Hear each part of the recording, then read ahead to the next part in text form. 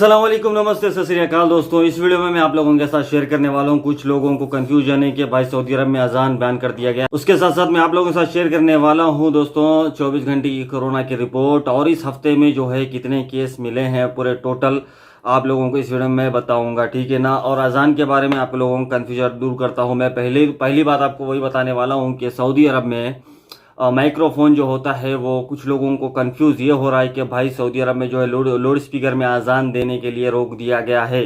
तो दोस्तों ऐसी कोई बात नहीं है, सऊदी अरब में कहीं पर भी ऐसा नहीं है, कोई बयान नहीं है कि सऊदी अरब में अजान को रोक दिया गया हो माइक्रोफोन में यानी कि लाउड स्पीकर में।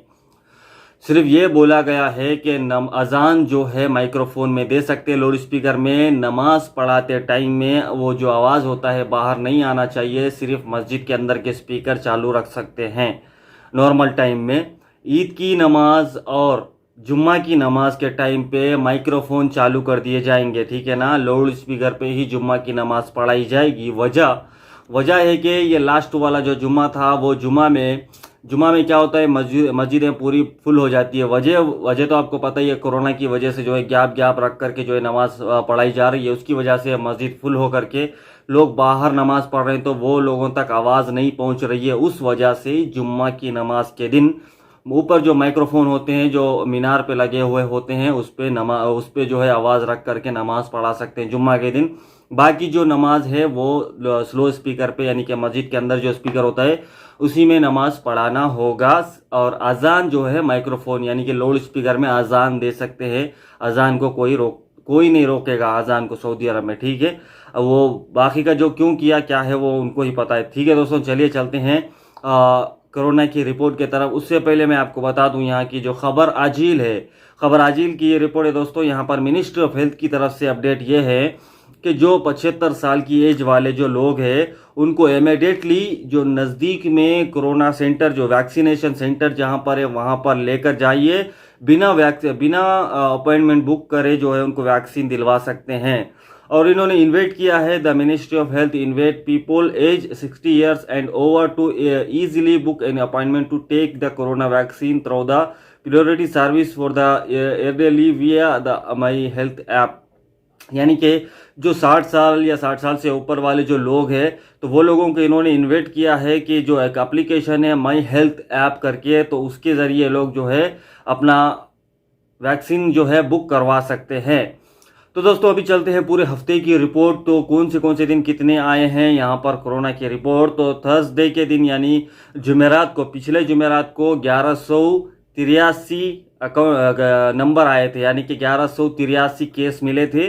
तो ये लास्ट जुम्मा को 1215 और हफ्ते के दिन जो है 1106, इतवार के दिन 907, पीर के दिन 1245, ट्यूसडे यानी मंगल के दिन 1251 और आज बुधवार को 1271 केसेस मिले हैं दोस्तों पूरे इस हफ्ते में कोरोना के केसेस। तो यहाँ पर जो है the ministry of health announce that 46 people infected with the. तो दोस्तों और एक अपडेट ये है कि यहाँ पर 46 क्रिटिकल केस मिले हैं इस 24 घंटे में। ये भी जो है खबर आजिल की जो है अपडेट है। और इस 24 घंटे में कहाँ कितने कोरोना के मरीज मिले हैं सऊदी अरब में, पूरा सऊदी अरब में पूरे केसेस दोस्तों 1271 केस मिले हैं आज के। और रिकवर हुए हैं 1081, 16 लोगों की मौत हो गई है। और मक्का रीजन में 444 केस मिले हैं नए 24 घंटे में, रियाद में 285, ईस्टर्न रीजन में 162 और मदीना में 90 और आसिर में 78 यानी 78, जैजान में 75 यानी 75, अल गसीम में जो है 53 मिले हैं 53, हाइल में 26, नजरान में 23, तबुक में 15 और नॉर्थर्न बॉर्डर पे 8, अल बहा में 6, अल जौफ में 5 केसेस मिले हैं दोस्तों 24 घंटे के। तो जो लोगों ने अभी तक वैक्सीन नहीं लगाई है कोशिश करिए, आप जो है कोशिश करते रहिए। आपको ये नहीं देखना है कि भाई हमको अपॉइंटमेंट नहीं मिल रहा है, आपको टच करते रहना है, कोशिश करते रहना है। क्योंकि जैसे जैसे वहां पर लोग हटते जाएंगे वैसे वैसे वो लोग अपडेट लेते रहेंगे। आप जो देखिए जो आपके नज़दीक में जो भी वैक्सीनेशन सेंटर है वहाँ का लोकेशन आपको दिखाएगा सेहत एप्लीकेशन में। वहाँ से जो है कोरोना का जो है अपॉइंटमेंट वैक्सीन का अपॉइंटमेंट लेने की कोशिश ज़रूर करिए, क्योंकि ये पहला जो वैक्सीन है, पहला वैक्सीन का जो डोज है तकरीबन लोगों यानी कि सब लोगों को देने के बाद ही सेकंड डोज चालू कर दिया जाएगा। ध्यान रहे, पहला डोज सबको देने के बाद ही सेकंड डोज चालू कर दिया जाएगा। और जो लोग कोरोना पॉजिटिव थे वो लोगों को 6 महीने क्रॉस होने के बाद में ही एक ही कोरोना का वैक्सीन दिया जाएगा। दूसरा वैक्सीन वो लोगों को नहीं लगेगा जो कोरोना पॉजिटिव थे।